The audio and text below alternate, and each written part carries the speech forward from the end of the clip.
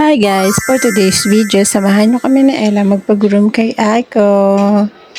Dahil kasama ko sa Ella, siya yung taga-video sa amin. Siyempre, kasama din siya mga guys. Yan.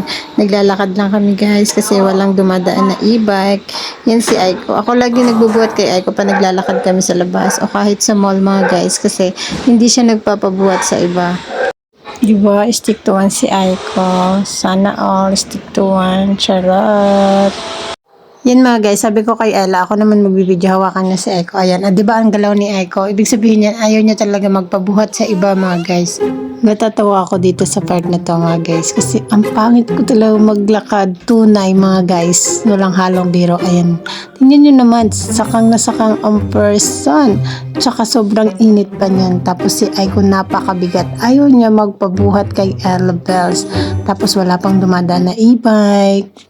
Tingnan nyo mga guys kung gaano kainit nung time na yan. Diyan sa park na yan guys, malapit na pala kami dyan sa VIP. Ayan na, sa VIP. Yan, papasok na kami mga guys. Ang pangit ko talaga maglakad mga guys. Pasensya na kayo kasi wala akong magagawa dyan. Ganyan talaga ako. Mga guys, tingnan nyo naman si Aiko. Kakababa ko lang sa kanya. Gusto na naman magpabuhat. Tingnan nyo naman, hindi mapakili. At tingnan nyo ako mga guys, hingal na hingal ang person. Habang nag-aantay kami kay Aiko, magbabayad na ako ng bills. Hindi ko alam guys kung sabay na yung 700 pesos sa paligo. May pa-finger heart pa si Inday. Tapos na si Aiko.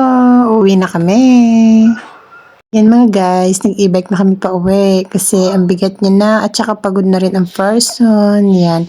Ayan si Aiko guys, papakita ko sa inyo kung gaano siya kaganda. Yan.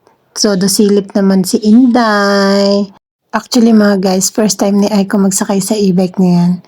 Ayan, kaya todo tingin-tingin siya sa paligid. Iyon lang guys, thank you for watching. See you on my next video. Bye bye bye.